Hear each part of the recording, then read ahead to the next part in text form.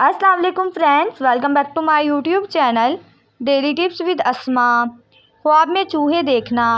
خواب میں چوہا عورت ہے جو ظاہر میں پارسا اور باطن میں بدکار ہے، لیکن اگر کوئی شخص خواب میں دیکھتا ہے کہ اس نے چوہا پکڑا ہے یا کسی نے اس کو دیا ہے تو اس کا مطلب ہے بلا صفت کی عورت کرے گا، یعنی بدکار عورت سے شادی ہوگی۔ لیکن اگر کوئی شخص خواب میں دیکھتا ہے کہ اس نے چوہے طبلے یا پرات میں پکڑے ہیں تو اس کا مطلب ہے کسی پارسا یا حیا والی عورت سے شادی کرے گا۔ لیکن اگر کوئی شخص خواب میں دیکھتا ہے کہ اس کے گھر میں بہت سے چوہے جمع ہیں اور سب ایک ہی طرح کے ہیں تو اس کا مطلب ہے ان چوہوں کے مطابق عورتیں اس کے گھر میں جمع ہوں گی۔ لیکن اگر کوئی شخص خواب میں دیکھتا ہے کہ چوہے مختلف طرح کے یعنی بعض سیاہ اور بعض سفید ہیں تو اس کا مطلب ہے اس کی تعویل اول کے خلاف ہے، رات اور دن کا ہے۔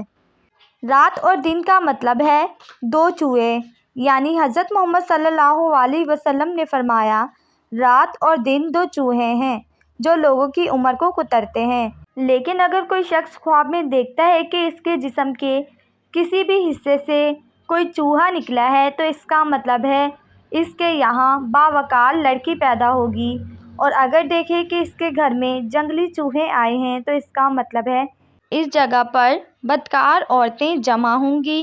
خواب میں چوہے دیکھنے کا مطلب ہے مال اور فسادی سامان۔ لیکن اگر کوئی شخص خواب میں دیکھتا ہے کہ اس کے پاس چوہا ہے تو اس کا مطلب ہے فسادی مال حاصل کرے گا۔ جبکہ اگر کوئی شخص خواب میں دیکھتا ہے کہ اس نے چوہا پکڑا ہے اور اس کا دم نہیں ہے یعنی وہ مر گیا ہے تو اس کا مطلب ہے بے اصل عورت کرے گا، اور اگر دیکھے کہ چوہا اس کے ہاتھ میں مرا ہے تو اس کا مطلب ہے اس پر مصیبت آئے گی۔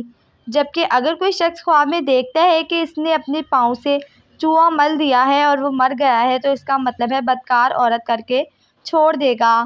جبکہ اگر کوئی شخص خواب میں دیکھتا ہے کہ چوہے پر پتھر پھینکا ہے تو اس کا مطلب ہے کسی کو تہمت لگائے گا، اور اگر چوہے کو اپنے بستر میں دیکھتا ہے تو اس کا مطلب ہے کسی بدکار عورت سے فساد کا ارادہ کرے گا۔ جبکہ اگر کوئی شخص خواب میں دیکھتا ہے کہ اس نے چوہے کو کھایا ہے تو اس کا مطلب ہے نابکار عورت سے مال حاصل کرے گا۔ فرینڈس، اگر آپ کسی بھی خواب کی تعبیر جاننا چاہتے ہیں تو کمنٹ باکس میں کمنٹ کریں۔ Thanks for watching. اللہ حافظ۔